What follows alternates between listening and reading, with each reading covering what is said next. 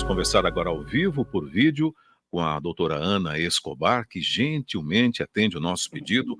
Doutora Ana é pediatra, lançou vários livros e sempre está atendendo a grande imprensa na capital paulista. Doutora Ana Escobar, muito bom dia. Bom dia, eu que agradeço estar aqui e já peço desculpas pela minha voz, que com esse tempo, gente, não tem como estar diferente, de tanto que a gente fala, né? Tudo bem, doutora Ana, fique tranquila. A gente começa essa nossa entrevista, doutora Ana. Vamos falar do café e do chá. O que que é melhor tomar, doutora? Olha, depende, né? Para criança, a gente não recomenda o café, porque o café é muito estimulante. Então, criança pode tomar um chazinho de camomila, erva doce, erva cidreira, tudo isso é muito bom, né? Para adultos, né? Quem quer acordar, né? Acordar, ficar mais ativo durante o dia, aí um cafezinho vai super bem, né? E o chá também, né? O chá mate também. Algumas pessoas gostam muito. Então, assim, na verdade, há vantagens, né? Ou desvantagens, né? Para os dois lados. Então, aí eu acho que os dois são muito bons e vai do gosto de cada um.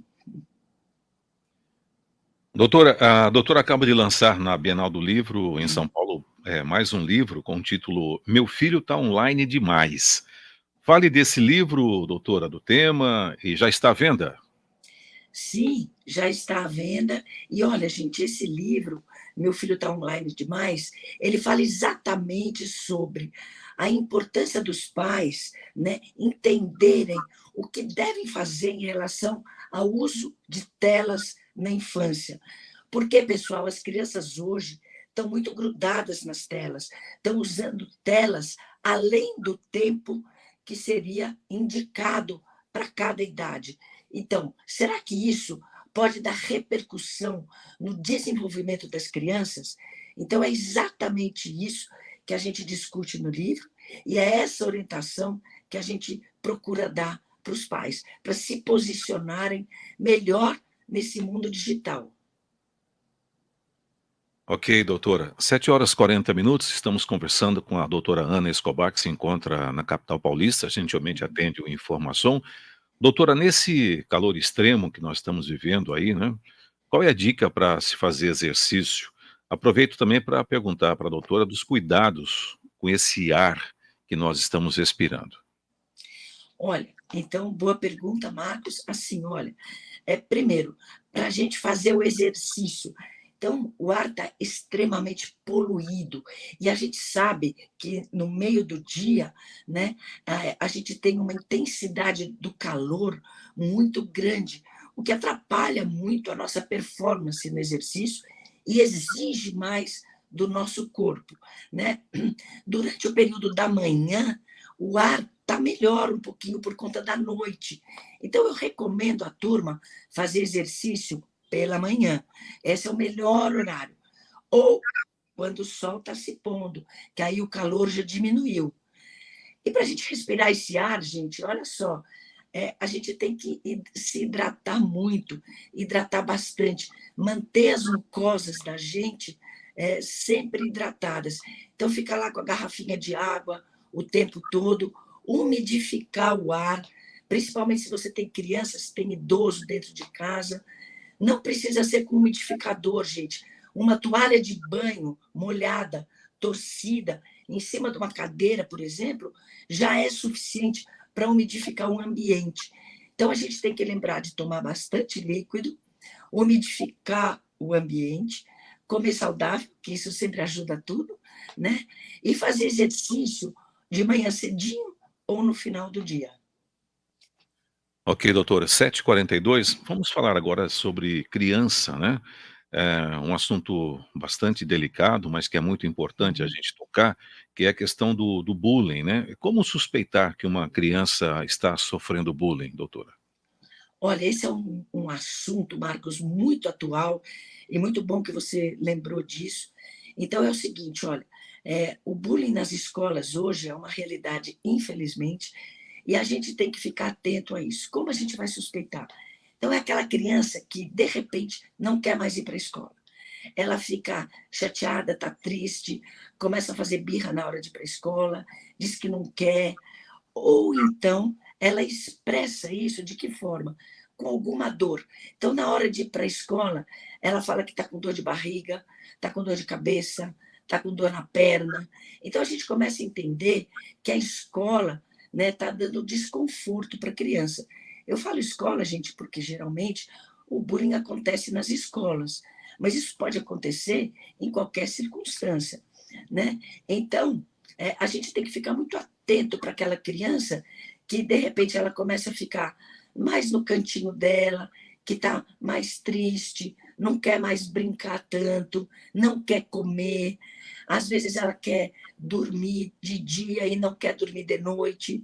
Então, qualquer comportamento assim diferente que a gente observe nas crianças tem que acender uma luz. O que será que está acontecendo? Dentro de tantas coisas, pode ser o bullying.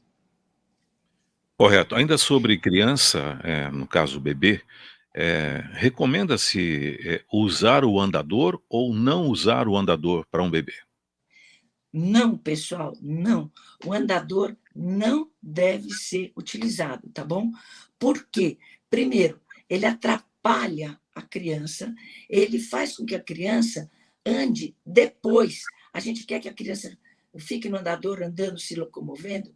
Não, ele atrapalha, porque a criança no andador, gente, ela bate a pontinha do pé e vai se arrastando, né? Totalmente diferente do movimento que ela tem que aprender a fazer para andar, que é botar o calcanhar, vai movimentando o pé de outra maneira. Então, o andador atrapalha. Fora que a gente sabe o andador é responsável por muitos acidentes. Às vezes, por exemplo, vou dar um exemplo, tem criança que cai da escada de andador, e isso pode se tornar um acidente muito grave. Então, o andador está abolido de vários países, Canadá, inclusive, por exemplo, está abolido o andador. Então, o andador tradicional, esse que a criança fica em cima, com uma rodinha que vai se arrastando, abolido. Existe algum tipo de andador possível?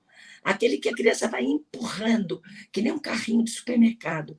Esse tudo bem, porque nesse ela é que vai fazendo o movimento de andar, né? E a chance de acidente é muito menor. Ok, 7h45, vamos sair um pouco desse tema de criança e entrar num outro tema de saúde que é importante. Um problema muito comum nas pessoas é a dor de barriga, a diarreia, gases. Quais seriam as causas, doutora? Olha, normalmente, quando uma pessoa saudável começa a ter dor de barriga, excesso de gases, a gente tem que pensar em causas infecciosas. Então, quais são os agentes que podem dar isso? Alguns vírus, se for uma diarreia aguda, com vômito, febre, né? Algumas bactérias, se a gente tem mais um quadro de colite, às vezes uma diarreia com sangue nas fezes, tem que prestar bastante atenção, né? Ou um parasita, né? Que existe hoje ainda, né? Mesmo em adulto, que é aquela situação assim que a gente tem evacuações moles, dali a pouco melhora, depois fica mole de novo, dá um enjoo de vez em quando. Então, uma situação aguda, a primeira coisa assim que a gente pensa é uma diarreia infecciosa. Se a diarreia já está há um tempo, ou gases, mais tempo, uma situação para lá de, por exemplo, um mês, que a situação se prolongou, essa situação desconfortável, é bom procurar realmente um médico, né? Porque aí isso pode ser sintoma de má absorção. Então, a gente pode ter a deficiência na absorção de alguns alimentos, intolerância à lactose, por exemplo, alergia a glúten. Então, tudo isso tem que ser investigado pelo médico. Então, dor abdominal, gente, com muitos gases, prolongada, seja aguda, seja crônica, é sempre bom ter uma avaliação médica para a gente ter o diagnóstico certo, e só com o diagnóstico certo a gente vai ter o tratamento adequado. Ok, se fala muito, doutora Ana Escobar, em inteligência artificial, né? Só que existe uma diferença entre inteligência artificial e a humana. A senhora pode explicar, por favor, doutora? Sem dúvida. Olha, gente, a inteligência artificial, ela pode ter toda a informação do mundo, e ela tem toda a informação do mundo. Isso é fato, né? Mas ela ainda não consegue ter expressão dessas informações de uma forma, assim, vamos dizer, humanizada, que é tão importante para a gente. Vou dar um exemplo para vocês, tá bom? Se a gente tem determinados sinais e sintomas, né? Então, você bate lá e a inteligência artificial, ela vai simplesmente dizer para você, olha, você tem uma doença grave e você tem 2 meses de vida. Pronto, acabou. A pessoa que não recebe essa notícia dessa forma assim abrupta, é uma notícia verdadeira, tá tudo bem, mas ela cai para trás, calma, né? Ela não tem nem força para reagir a tudo isso que ela ouviu. É totalmente diferente de quando um médico, né, humanizado, conversa com a pessoa, faz o diagnóstico, explica. Às vezes, uma notícia ruim a gente recebe de outro jeito, quando ela tem um componente de emoção humana. Então, a inteligência artificial tem toda a informação do mundo, mas ela não consegue transmitir essa informação com a emoção necessária. Então, assim, a gente tem que usar a inteligência artificial com muita sabedoria. Tem que pegar o que ela tem de melhor, mas nunca, nunca deixar o aspecto humano, que é o que a gente tem de mais importante e que é, na verdade, o que garante a nossa sobrevivência, né, nessa vida. É estar com os outros socialmente, olhar o outro, se entender com o outro, sentir o outro, abraçar o outro. Enfim, a vivência humana é absolutamente vital. E isso a inteligência artificial não consegue dar para a gente. Mais ou menos assim, você vive, obviamente, com pessoas, mas você não conseguiria viver só com a inteligência artificial. Correto, doutora. São 7h50. Tem um outro assunto aqui que eu considero muito importante, né, que o ouvinte ouça da doutora, a colocação da doutora, que é em relação ao medo, né. O que é o medo? Tem como vencer o medo, doutora? Olha, a gente tem medo, às vezes, de algumas coisas que a gente nem sabe por que tem medo. Vou dar um exemplo: a minha irmã morre de medo de barata, né. Bom, a barata, né, não vai matar a minha irmã, a não ser de susto, né. Mas dando um exemplo, então a gente tem alguns medos que são racionais, né, e outros que são irracionais. Os medos racionais, por exemplo, você tem medo de encontrar um leão na sua frente. Sim, a gente tem medo de eventualmente estar com uma doença grave. Sim, esses medos são racionais, né?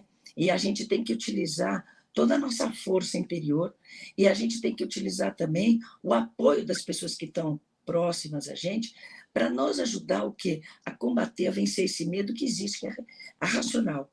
Agora, o medo irracional, que a gente tem às vezes, um medo de barata, um medo da chuva, um medo disso ou daquilo, a gente tem que fazer um trabalho muito grande dentro da gente para começar com a razão, com o raciocínio, a gente começar a entender um pouco mais por que a gente tem esse medo.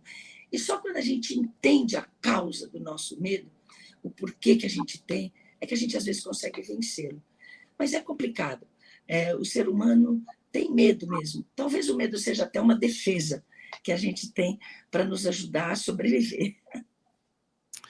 Ok, para a gente finalizar aqui esse nosso bate-papo, doutora Ana Escobar, qual que é a mensagem que a doutora deixa aqui para os ouvintes aqui da 94 FM? Nós estamos numa região muito grande aqui no interior do estado, aqui é Oeste Paulista, aqui nós temos cidades muito importantes, Bauru, Jaú, Lins, Marília, Botucatu, tem cidades menores, né?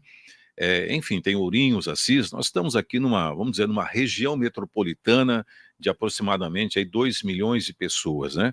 Qual que é a mensagem que a doutora Ana Escobar deixa aí para os nossos ouvintes? Olha, primeiro eu quero dizer que foi um prazer gigante estar conversando com todo mundo, com todos vocês. Marcos, já quero oficialmente te agradecer aqui o convite, a sua gentileza, né? E pedir desculpas mais uma vez pela minha voz, né? Mas eu queria realmente poder conversar com vocês e tudo bem. Espero que o conteúdo tenha ajudado. E o que eu deixo para vocês, assim, como mensagem final, eu diria assim, juntando um pouco de tudo que a gente conversou, né, Marcos? Assim, é, a gente tem que tornar a nossa vida sempre um pouco melhor, não só para nós, como para as pessoas que estão à nossa volta. Como a gente pode fazer isso, né? Eu acho que, assim, para nós, o que a gente pode fazer, e que eu recomendo que vocês façam, é assim, a gente tem que comer saudável, a gente tem que dormir bem, fazer exercício, nesse tempo tomar bastante água, né? Isso é frequentar o médico com frequência, né? Porque fazer todos os exames de rotina. Hoje, pessoal, a medicina é muito evoluída. Então, quando a gente consegue pegar várias situações precocemente, a chance de cura de muitas situações é gigante. Então, confiem, né? E sem medo, a gente tem que procurar um médico para nos ajudar. Então, isso a gente pode fazer para a gente mesmo. Agora, o que a gente pode fazer para os outros, né? Então, isso eu acho que é muito importante também. Em primeiro lugar, eu colocaria o respeito ao outro, o respeito às ideias do outro, né? O respeito ao espaço do outro, o respeito ao limite do outro.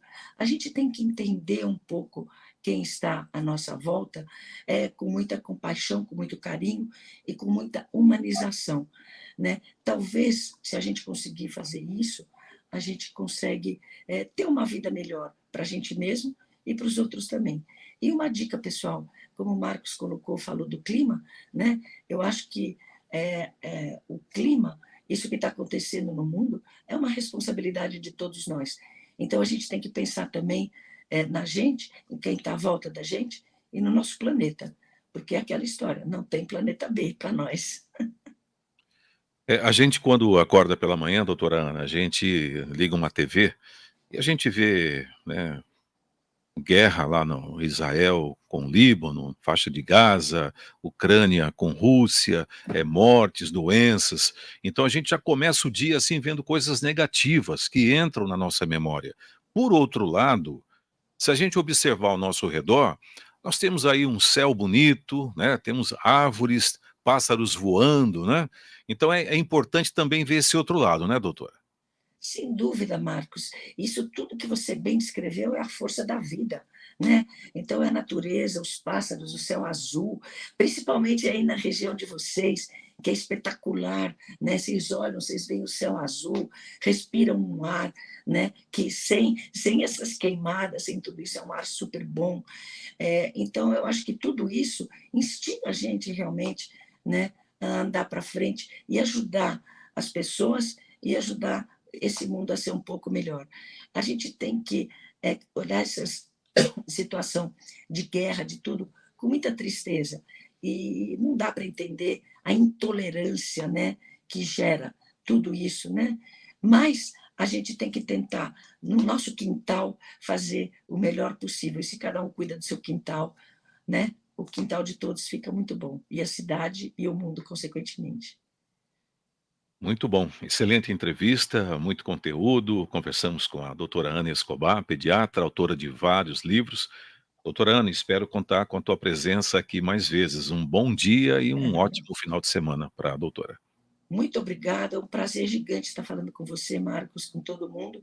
E um beijo grande aí para todos os ouvintes. Gente, desculpa a voz, mas espero que vocês tenham aproveitado.